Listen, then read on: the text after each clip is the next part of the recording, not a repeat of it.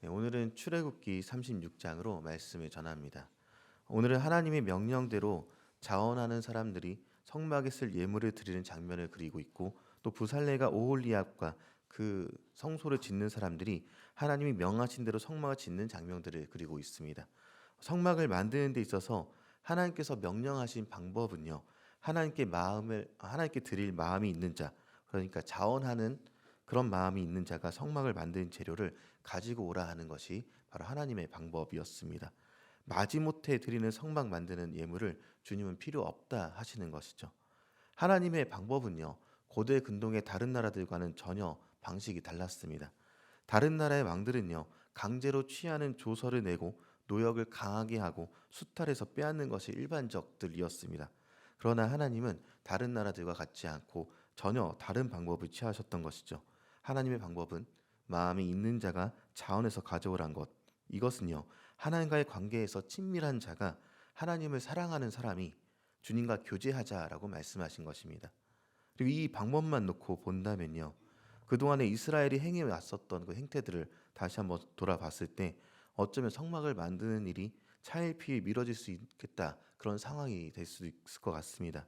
왜냐하면 그동안 이스라엘이 해왔던 것들이 무엇인가 보니까 늘 하나님을 원망하고 모세를 원망했었고 이집트를 그리워했으며 종국에는 황금으로 만든 송아지를 우상했기 때문에 그런 생각들이 듭니다. 그러나 오늘 본문에는요, 놀라운 일이 있었다라고 알려주고 있는데, 오늘 본문 출애굽기 36장 5절부터 7절까지 내용을 보면서 어떤 일이 있었는지 한번 보도록 하겠습니다. 모세에게 말하여 이르되 백성이 너무 많이 가져오므로 여호와께서 명령하신 일에 쓰기에 남음이 있나이다.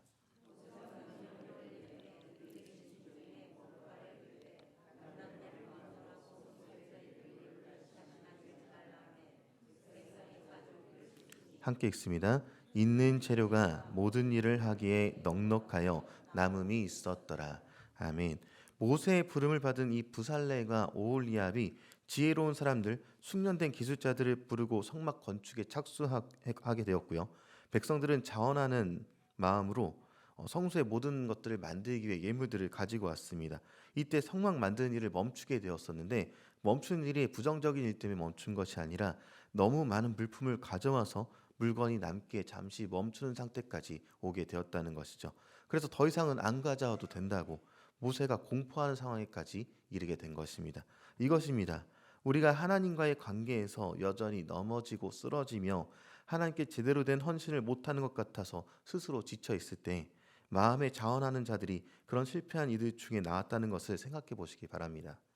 우리도 이스라엘의 실패한 모습을 가지고 있을 수 있지만 하나님께 자원하는 마음으로 아침마다 나왔던 이스라엘들처럼 우리의 순수한 사랑의 고백을 주님께 드리며 나올 수 있게 되었다는 것이죠. 이스라엘이 제약되고 어리석었던 모습에서 성장하게 되었었고 우리 또한 성장할 수 있습니다. 이제 기술자들이여 하나님께서 26장에 명령하신 대로 성막 제작에 착수하게 됩니다. 이집트의 방법도 아니었고요. 고대 근동의 다른 나라들이 행했던 방법들도 아니었습니다. 하나님께서 알려주신 방법으로 이 성막을 만들어가기 시작했던 것이죠. 8절에 보면 재미있는 표현이 있습니다.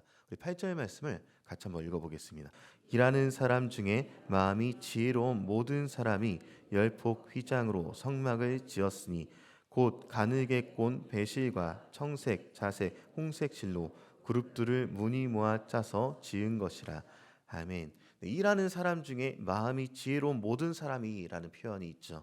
히브리어로 콜 하켄 레브라고 발음하는 이 단어는요, 마음이 지혜로운 사람, 그러니까 온 히브리식 표현으로 오장육부가 지혜로운 사람이다라고 할 수 있습니다. 이 마음이 지혜로운 사람이 왜 성막을 만들 수 있었는가를 생각해 보겠습니다. 우리가 생각했을 때 기술자들이라 하면요, 자신의 노하우가 있는 사람들이죠. 여러 가지 경험들이 쌓여서 내 방법들을 만들어 오고 발전시켜서 지금의 나를 만들어준, 어쩌면 나의 자존감 같은 것들이 기술자들이 스스로를 갖게 되는 그런 자부심들일 것입니다. 이스라엘 백성들의 그 건축 기술자들을 한번 생각해 보면요, 그들은 노하우가 있는 사람들인데 이집트에서 배웠던 노하우가 있는 사람들입니다. 이집트의 건축 기술은 사실 현재로도 미스터리라고 말할 정도로 훌륭한 기술들을 보유하고 있죠. 그런 건축물들의 기술자였던 사람들이 바로 지혜자다, 현인들이라 불렸던 그런 사람들이 되는데요. 당연히 이들은요, 누군가에게 방법을 제시받는 사람들이 아닙니다. 누군가가 자신들에게 질문해서 어떻게 만드는 게 좋을까요? 라고 묻게 되면 좋은 방법을 제시하는 사람들이 바로 이 기술자들입니다. 그런데 오늘 본문에는요, 이 사람들에게 붙는 단서가 무엇인가 보니까 마음이 지혜로운 사람들입니다. 이유가 무엇일까 고민하던 중에 순종에 대해서 생각해 보게 됩니다. 내가 아무리 잘 알더라도, 내 생각이 강하도 하나님 명하시는 방법대로 움직일 수 있는 사람, 그것이 바로 마음이 지혜로운 사람인 것이죠. 어부였던 베드로에게 예수님이 나타나셔서 깊은 곳에 나가서 그물을 던지라라고 말을 하실 때, 전문가였던 베드로가 예수님보다 더 전문가라고 스스로 생각할 수 있었던 그가 주님의 말에 순종하여서 153마리의 물고기를 얻을 수 있었던 것처럼, 마음이 지혜로운 사람들은요, 내 기술과 내 뜻과 내 생각들을 의지하기보다 하나님의 명령이 내게 오게 될 때 순종할 수 있는 사람이 바로 마음이 지혜로운 사람들인 것입니다. 이제 마음이 지혜로운 이들을 통해서 26장에 주님이 말씀하신 방법대로 성막 앙장이 만들어지게 되고요. 그리고 염소털 앙장, 성막 덮개, 성막 휘장 같은 것들이 제작되어져 가게 됩니다.